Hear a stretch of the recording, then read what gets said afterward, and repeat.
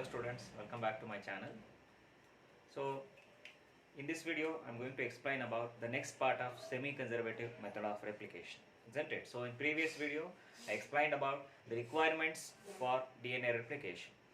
Okay, so that is about the enzymes and proteins which are required for DNA replication, and also the role of those enzymes or proteins involved in DNA replication. Okay, so for example like helicases, so which involved in unwinding the DNA double helix. Okay, so then the DNA polymerase enzymes, so which are mainly responsible for the synthesis of DNA. So in that the prokaryotes are having three kinds: DNA polymerase 1, 2 and 3. 1 and 2 which are responsible for proofreading and mismatch repair. So whereas the DNA polymerase 3, so that is an enzyme which is responsible for polymerization. It means the addition of the nucleotides. Okay.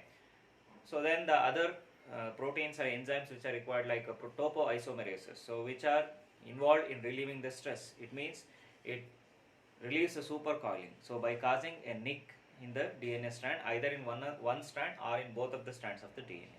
Okay, so that is the function of topoisomerases. So then single strand binding proteins, so which are very much necessary for binding the strand of DNA.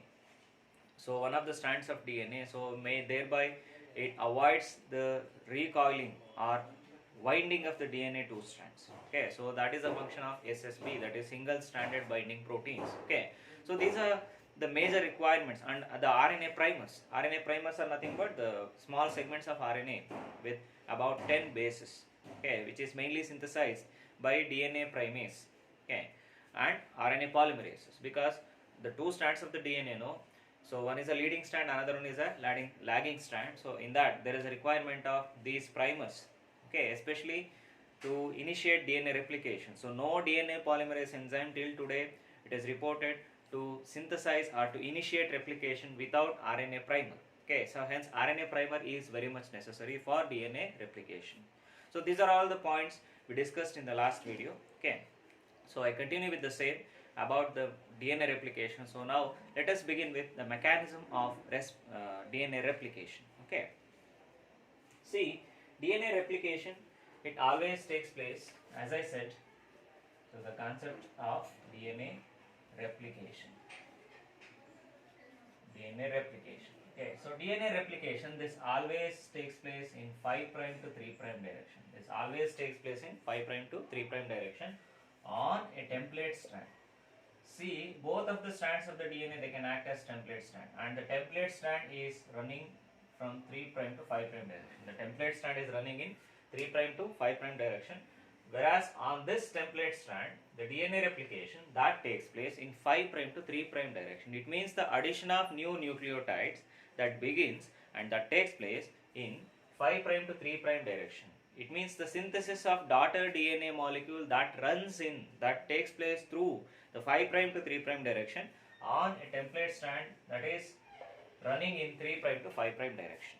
Okay, so this is the criteria how the replication that takes place, that is in 5' to 3' direction. Okay, so there are several points which are very important for DNA replication. So as I said about the RE site, remember RE site. So RE site is nothing but the origin of replication site, from where the replication is initiated. So there is only one RE site that can be seen in prokaryotes, but whereas thousands of RE sites that can be seen in eukaryotes, as the eukaryotic DNA is more lengthy in nature. So to complete the replication process, so hence there are many number of RE sites here and there in the DNA, the replication that has begun and that has initiated, okay, in eukaryotes, but only one RE site that can be seen in prokaryotes. Okay, so and this RE site is usually rich with AT. The RE site is usually rich with AT, that is adenine and thymine. Okay, because the reason is, the bonds between adenine and thymine, there are two double bonds can be seen, isn't it? Two hydrogen bonds can be seen in adenine and thymine. It is easy to melt, or it is easy to break down the two bonds when compared with the three bonds. So where three bonds can be seen, that is C and G, isn't it? So here the bond breaking is slightly difficult when compared to this one, that is A and T. So where A and T, adenine and thymine, they are having two hydrogen bonds, it is easy to melt, or it is easy to break down the bonds to initiate a loop or a bubble in the DNA. So that's why the RE site is always rich with adenine and thymine. It is making easier for breaking the bonds between the DNA bases, so to cause a loop or a bubble in the DNA strand. Hence, it is rich with adenine and thymine. Okay. So, and the DNA replication in both prokaryotes as well as in eukaryotes, it consists of discrete units. The replication in DNA of both prokaryotes as well as in eukaryotes, it consists of discrete units. Okay, it begins as a discrete units, and that is what is called as the replicon. That is considered as, or what is called as a replicons. What is a replicon? A replicon is a discrete units, can be seen in DNA replication. Okay, so that is what is called as the replicon. Okay, so there may be thousands of replicons can be seen in eukaryotes. Only few replicons or one replicon in prokaryotic organisms. But there are 500 or more than that. There are thousands of replicons can be seen in eukaryotic DNA. So what is a replicon? A replicon, it is a discrete units in DNA replication. Okay, that is called as a replicon. Remember, RE site is rich with the adenine and thymine. Okay, so DNA replication, for our convenience, it can be divided into following phases, like similar to that, like initiation,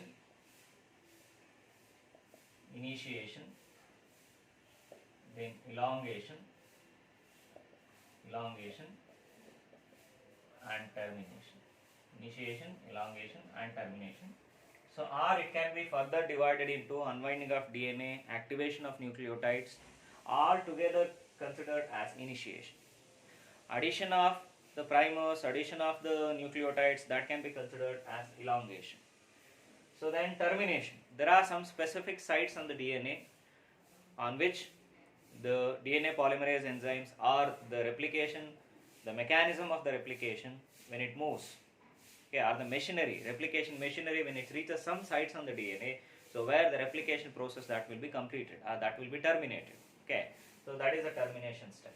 So initiation, it is a complex process. It includes the several stages like unwinding of the DNA. It means the recognition, first thing, the recognition of the RE site, unwinding of the DNA. Okay, so by means of helicases, and also there are several different enzymes and proteins which are involved here, topoisomerases, then single-stranded binding proteins, all together. Okay, so they unwinds the DNA. After unwinding, the nucleotides which are found in the pool, that is in the nucleoplasm, they get activated with the supply of ATP. Okay, that I will explain. Okay, so it is not a single step process. It takes place in mainly initiation, elongation, and termination under the broad headings like initiation, elongation, and termination. That includes several steps and several mechanisms that takes place. Okay, so let us begin with the initiation process. So as I said, so where it takes place with the unwinding of the DNA. So you know that DNA unwinding, recognition of the RE sites, so later followed by unwinding of the DNA. DNA unwinding that mainly takes place by means of helicases. You know, helicases are the proteins or the enzymes which are responsible for separation of two strands of DNA.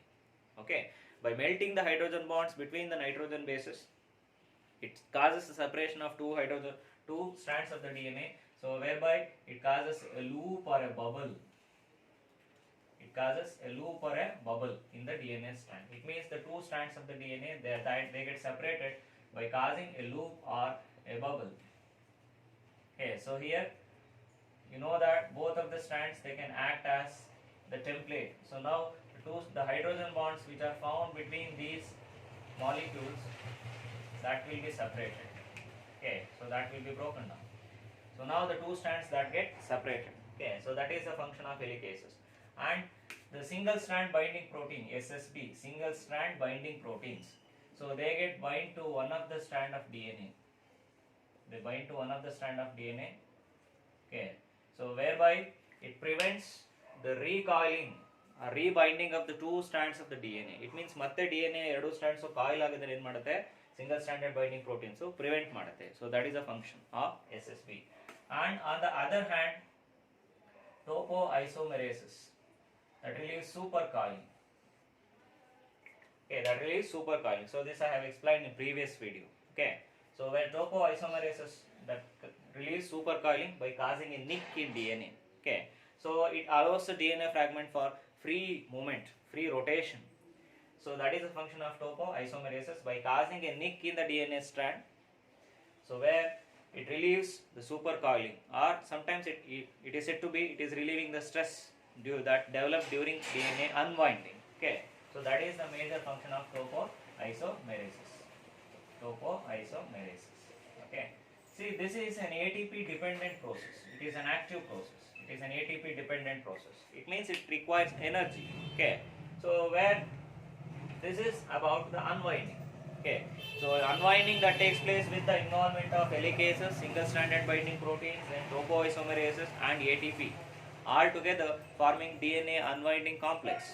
Together they unwinds the DNA. It means what is DNA unwinding? DNA unwinding is nothing but the process of separation of two strands of DNA by melting the hydrogen bonds which are found between the bases of the DNA strands, two DNA strands. Okay, so thereby a loop or a bubble is created. That is what is called as DNA unwinding. So that takes place with the involvement of all these molecules. Okay, so then as I said, this is an ATP dependent molecule. So after DNA unwinding, the enzymes which are required for DNA synthesis, that is like DNA polymerase, then RNA primase. So all these molecules, RNA primase is nothing but this is an enzyme required for the synthesis of primase, or it is considered as polymerase.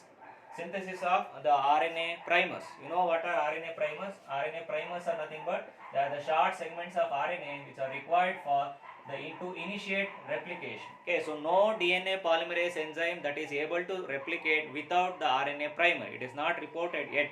Without the RNA primer, the DNA polymerase enzyme that cannot initiate the replication process. Okay, so hence RNA primers are very much necessary. So it is usually synthesized by RNA polymerase or RNA primase, or it is DNA primase. So where it can synthesizes the RNA primers. What is an RNA primer? An RNA primer is a short segment of RNA.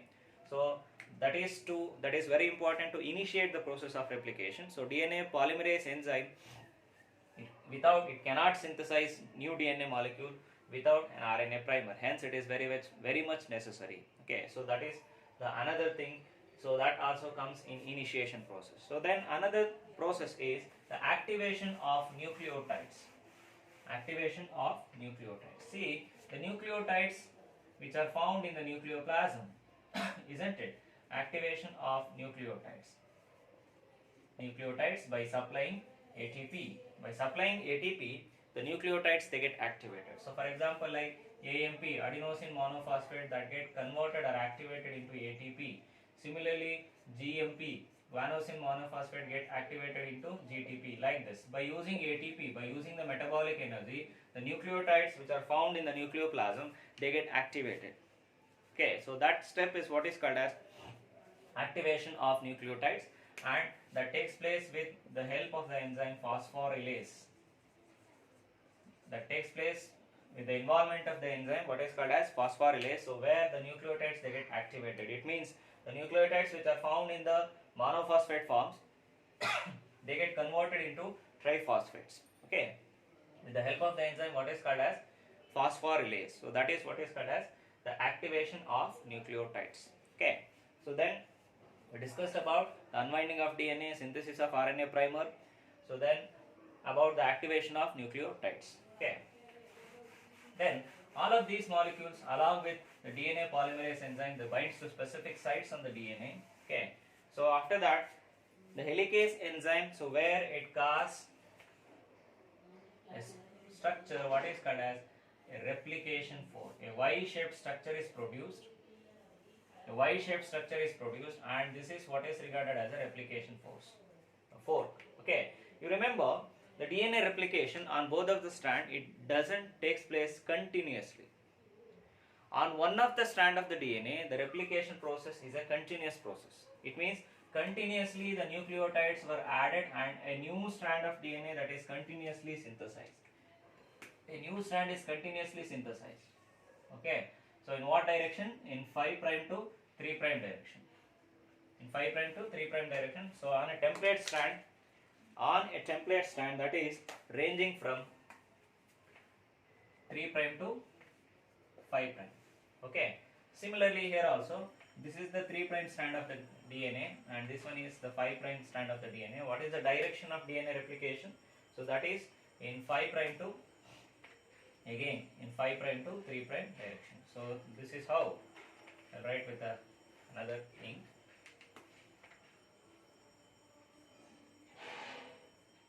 So now this will be the 3 prime end of the DNA. This will become the 3 prime end of the DNA and this will become the 5 prime end of the DNA. So in this direction, that is in 5 prime to 3 prime direction, the replication process that takes place. Okay. See, so once the DNA helicase enzyme that causes an unwinding of the DNA, okay, so where it causes a Y-shaped structure, it produces a Y-shaped structure, that is what is called as Y-shaped structure, that is what is regarded as a replication fork. This is considered as a replication fork because the template DNA strands, they open up for the synthesis of, they should open up for the synthesis of new daughter DNA molecule, because according to the nucleotide bases which are found on the parental DNA strand, according to that the complementary nucleotides they should add it. For that the DNA strand, the parental DNA strands, the two strands, they should completely open up for the synthesis of new DNA strand. So that will be done by helicases, topoisomerases, single strand binding proteins, all together forming a replication fork, and Y-shaped structure is produced, and that is what is called as a replication fork. Okay, so once the replication fork is produced, once the DNA is unwinded, so where with an RNA primer, a short segment of RNA primer that is added to one of the strand of DNA, that is the DNA, that is what is called as a leading strand, and many number of primers, you can see the gaps here, the small stretches and the small gaps, and many primers that are added to another strand of the DNA, that is what is called as a lagging strand. Okay, so among this, remember, among this one of the strand of the DNA, this is what is called as a leading strand. This is a leading strand. Okay, and the another strand, what is called as a lagging strand. This is a lagging strand. One is a leading strand and another one is the lagging strand. It is a leading one. Leading means on this strand the DNA replication is a continuous process. As I said, DNA replication, it is not continuous on both of the strands of the DNA. In one of the strand of the DNA, the replication process is continuous. Okay, so where it is initiated with a single one RNA primer, where the RNA primer is synthesized by DNA primase, the enzyme what is called as DNA primase, and it goes on addition of nucleotide, the DNA polymerase 3, remember, DNA polymerase 3 that goes on adding the nucleotides continuously on this strand. Ee strand ಮೇಲೆ DNA polymerase 3 ಏನು ಮಾಡುತ್ತೆ, the nucleotides ಅನ್ನು continuous ಆಗಿ add ಮಾಡ್ತಾ ಹೋಗುತ್ತೆ. Okay, so this is what is called as a leading strand, and this strand, the replication process is a continuous one. This is a continuous process, continuous replication. Okay, whereas on the other strand, on the lagging strand, many number of primers were added, many primers. Okay, the RNA primers, many primers which are added here also. See, the replication is a bidirectional process here. Replication is bidirectional. It means it takes place in two directions, in opposite directions. Okay, so one is moving in this direction and another one is moving in this direction. It is a bidirectional process. So, but whereas in case of mitochondrial DNA, so where we can see unidirectional replication, it means it takes place in only one direction. Okay, but here in the nuclear DNA, the replication process is bidirectional. It runs in two opposite directions. Okay, whereas on the other hand, as I said, many number of fragments can be seen. Okay, so it is not a continuous one. There is a gap, but here there is no gap. Continuously the DNA polymerase enzyme that adds up the activated nucleotides. Remember, activated complementary nucleotides. That is very important thing.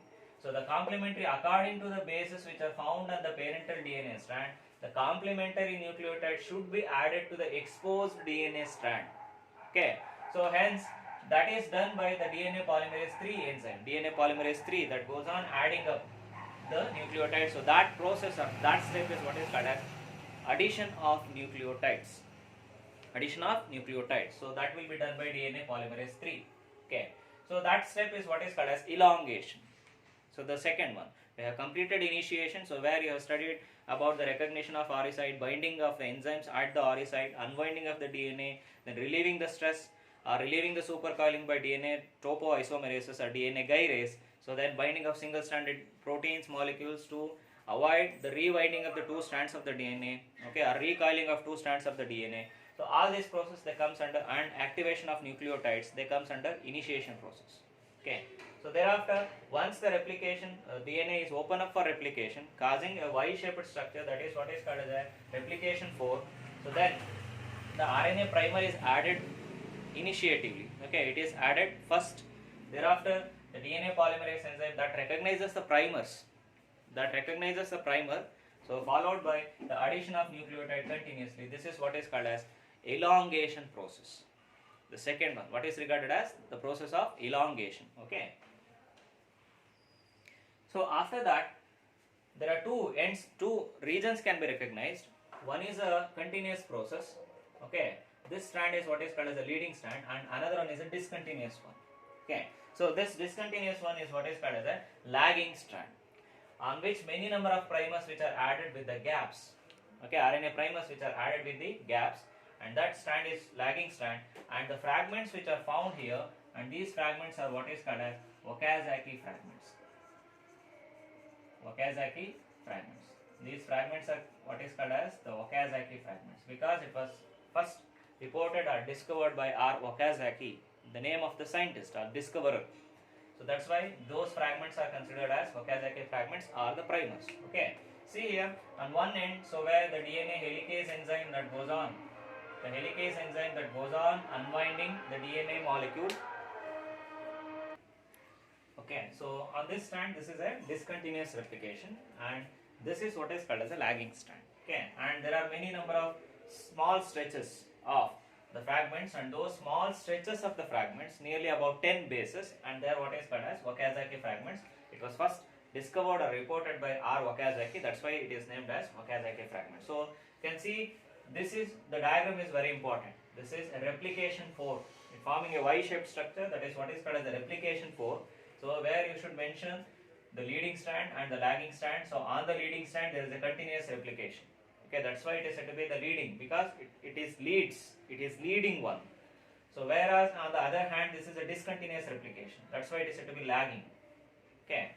So where you can see the DNA helicases here. So this is an enzyme that goes on unwinding, and as and when the DNA polymerase enzyme that goes on adding the nucleotides on the exposing strand of the DNA, so simultaneously the helicases enzyme and the topoisomerase enzyme, and you can see here the single stranded binding protein SSB, so they are doing their function, that is unwinding of DNA, relieving the supercoiling, so then avoiding the again coiling of the DNA molecule, two strands of DNA. So all those mechanisms will be done simultaneously as and when the DNA strands which are exposed, the DNA polymerase enzyme that goes on adding the nucleotides continuously with the initiation with the RNA primer.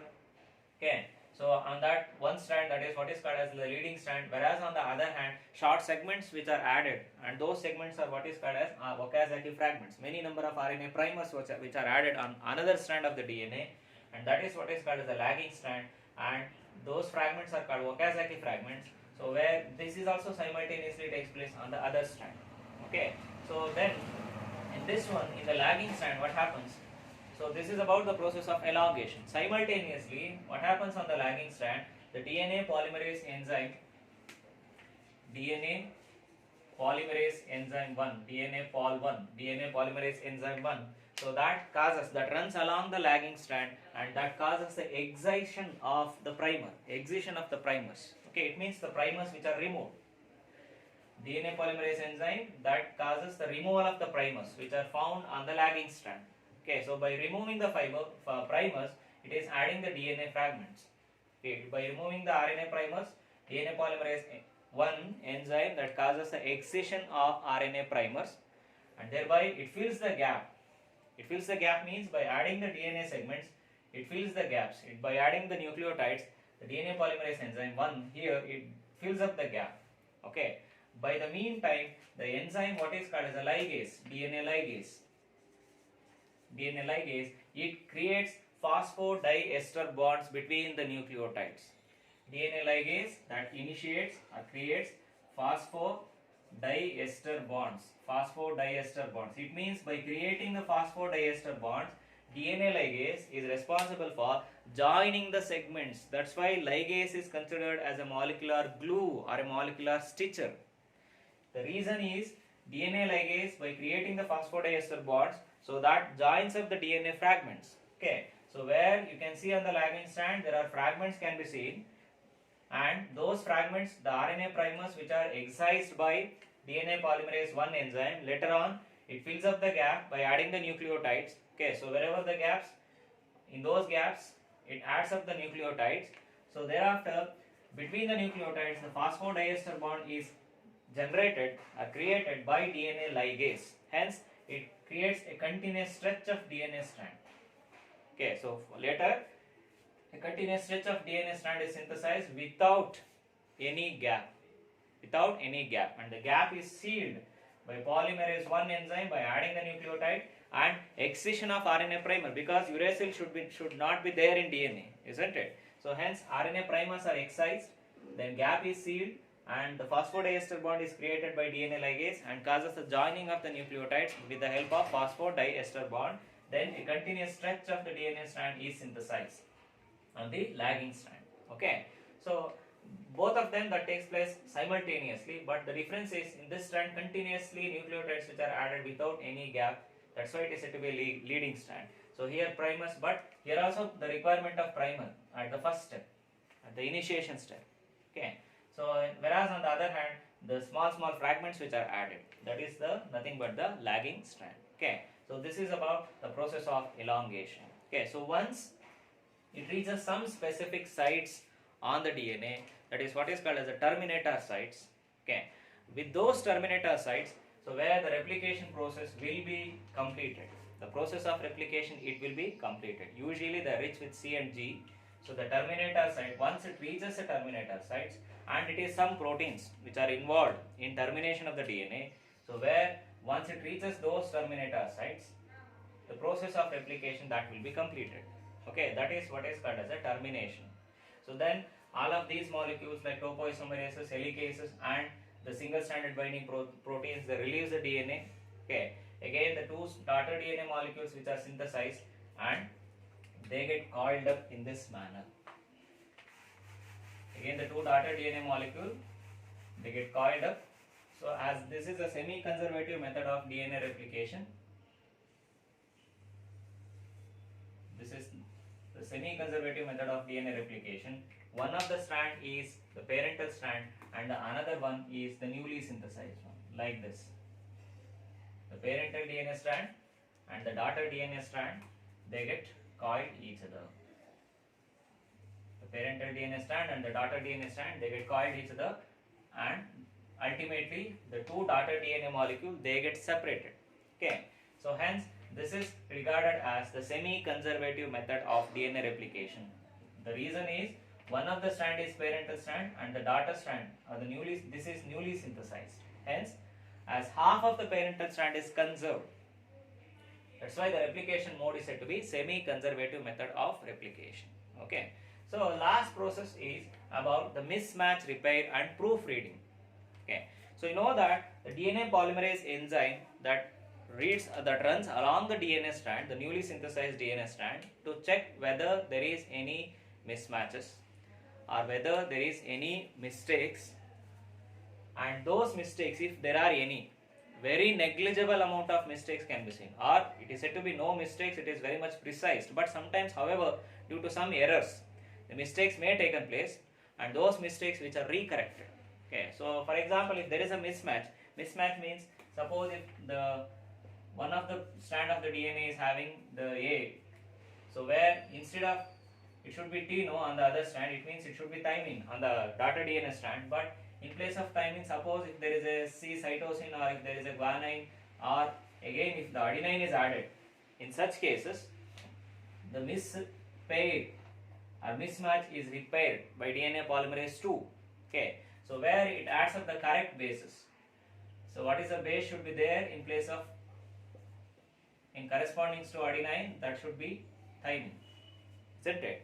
So the correct base is added, and that is what is said to be mismatch repair. Sometimes a miss base will be added or not, the complementary base is added to the new strand of the DNA. In such cases the DNA polymerase 2 that will remove if there are any mistakes or if there are any mismatches.